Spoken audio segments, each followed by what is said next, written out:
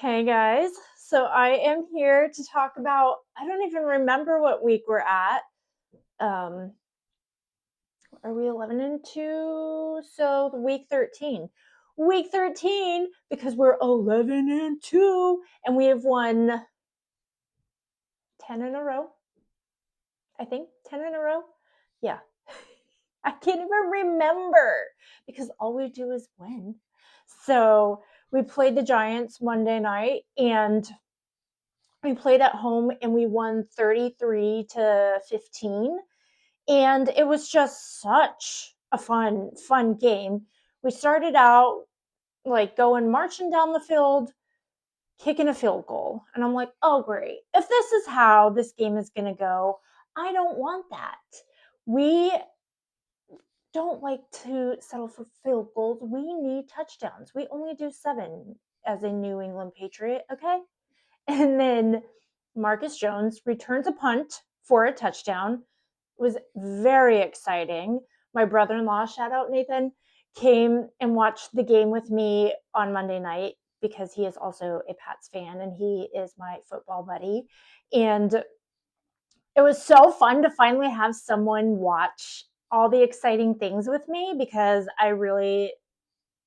it's fun to have someone to talk about it with and celebrate with and see the fun. And it was so fun. And the defense came to play like the first couple series of the game. And then I feel like maybe it got a little cold and they got a little tired because they let up 2 touchdowns and a 2-point conversion. And like, okay, so we saw, if you watched the game, even if you didn't watch the game, the hit that Christian Ellis laid on Jackson Dart either has fans really excited to see a legitimate football play, or it's fans who are crying about dirty hits and blah blah blah. Although it was legal, it was a legal hit. It was shoulder to shoulder inbounds. Jackson Dart was trying to be all cute on the sideline, and he was a runner, and he paid for it. And I will have you know that Drake May has also taken some hits like that and also paid for it. And I'm like, my beanie, it's so cold. And I just went for a walk with my dog, and I'm like trying not to shake because I am freezing, but I didn't want to wear my coat. So I'm wearing my beanie because I'm so cold. Anyways, not as cold as the defense was on Monday night. Christian Ellis was just, he came to lay the wood. And it was really fun and really exciting. And I like a good clean hit. Although, to be fair, if somebody had hit Drake May like that, I would have been like, where's my flag? How is that not roughing the passer? Even though he was not a passer, he was a runner at that time. And then Christian Ellis also laid a hit on Gunnar Olszewski, who was an old Patriot. He was, I think, 2 or 3 years ago, he was like the football crush of New England fans.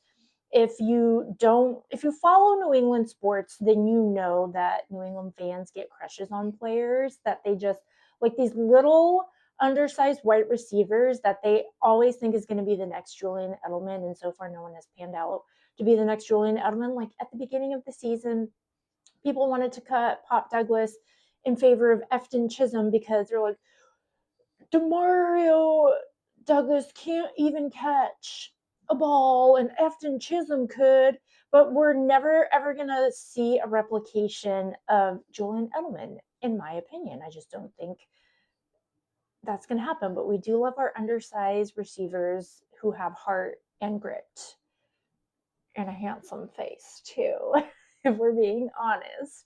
But it was such a fun game on Monday, as we just, one of the announcers was like, one of these teams was it 10 and 2 and the other one is 2 and 10 and they're playing like it. And it was true. It was like the Giants were just, they did have 2 touchdowns and a 2-point conversion because apparently Jackson Dart had 100 years to run, which was really frustrating for that 2-point conversion. I'm like, just tackle the stinking quarterback. It's not that hard. But they converted and made it 15, and he was going down the sidelines like, it's a 2-score game, it's a 2-score game. And you could not overcome a 2-score deficit, suckers. So I think I'm getting too cocky. Angelica Grace, you need to calm down. You're getting too cocky. It's like the Patriots of old. But he only had 139 yards on the night, and Drake May did not, unfortunately, break a 300-yard game yet. He had 288 yards, or is it 268 yards? It was somewhere between the 268s and the 288s. My brain's a little frozen, so I can't remember. But he had 2 touchdowns. He threw a really beautiful 3-yard touchdown pass to Kayshon Boutte, who like toe tapped it in the end zone. I love toe tapping receivers because we never had toe tapping receivers in the past. It was like they'd come down 1 foot out of bounds and that touchdown wouldn't count. And then we had this gorgeous pass, deep balls like 33 yards to Kyle Williams. And if you see like the videos of like the other players on the field, before Kyle Williams is even in the end zone, he's like nearing the end zone, but he's not quite there yet. And you can see Stephon Diggs and Mac Hollins already celebrating a touchdown because you just know Drake May is like he does throw the best deep ball in the NFL, and that's just not me being a fan, but that is fact. So jot that down. But it was just such a fun game, and we won, and we have the top record in the AFC East. We are in the driver's seat for the number 1 seed. We have 4 games left. We have 2 difficult games coming up, the Buffalo Bills and the Baltimore Ravens. But who knows what's going to happen with Lamar Jackson? Will he be better in 2 weeks? I don't know, but he was limited today in practice, and he might not play Sunday. So I don't know if he'll be back. And if he does come back, and does he re-injure himself, or if he waits until our game, is he rusty? I don't know. And then the Buffalo Bills, like, we already beat them in Orchard Park, the reigning current MVP, until Drake May unthrones him.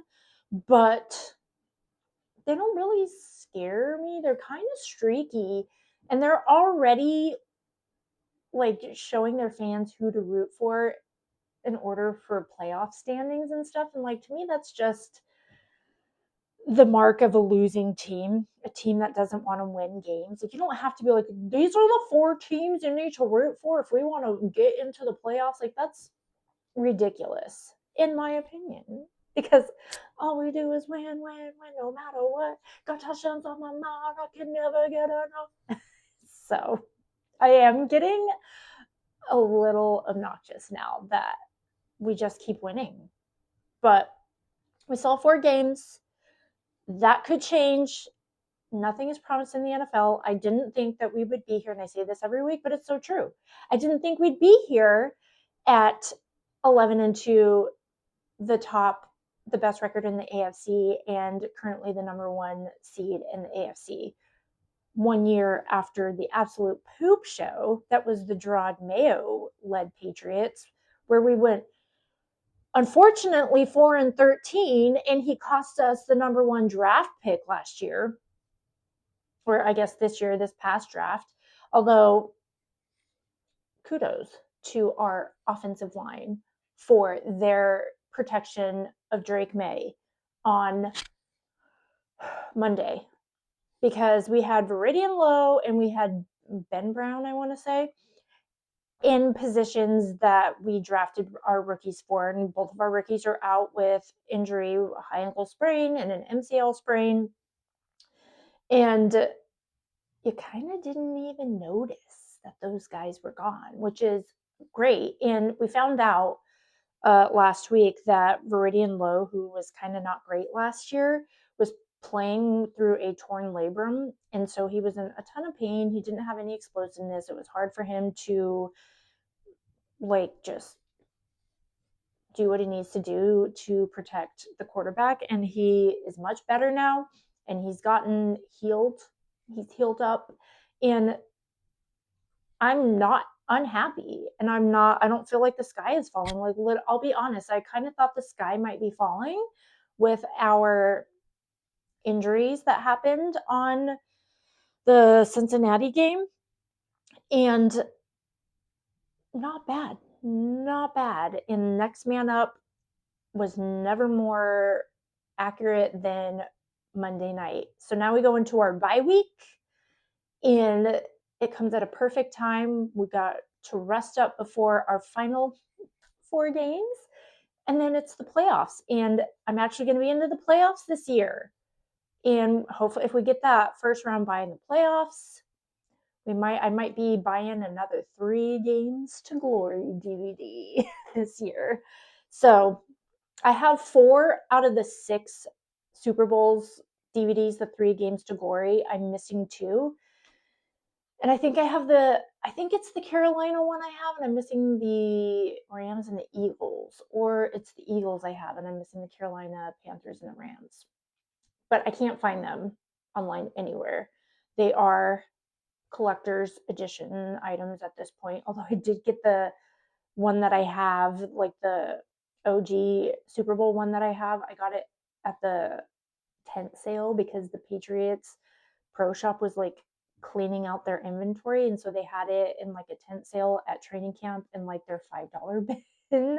So I wish they had all the Super Bowls because I would have snatched them up. But maybe I'll be collecting another one at the end of the season because our MVP quarterback still doing those MVP like plays. Our coach of the year still coaching hard. And we are 10 games in a row, and we are 11-2. And for all those people saying, oh, it's the schedule, their schedule's so easy, I would like to hear your thoughts on the Carolina Panthers beating the Rams on Sunday. Because we play the Carolina Panthers, and they were one of our super easy teams on the schedule, and they beat everyone's top pick in the NFC. So I would like to hear your thoughts. And now I'm going to enjoy this bye week because I get a week off from my job of breaking down the Patriots. But 4 games left, and then we have the playoffs and then the Super Bowl. And hopefully I'm here through all of it because I've missed this. Go Pats.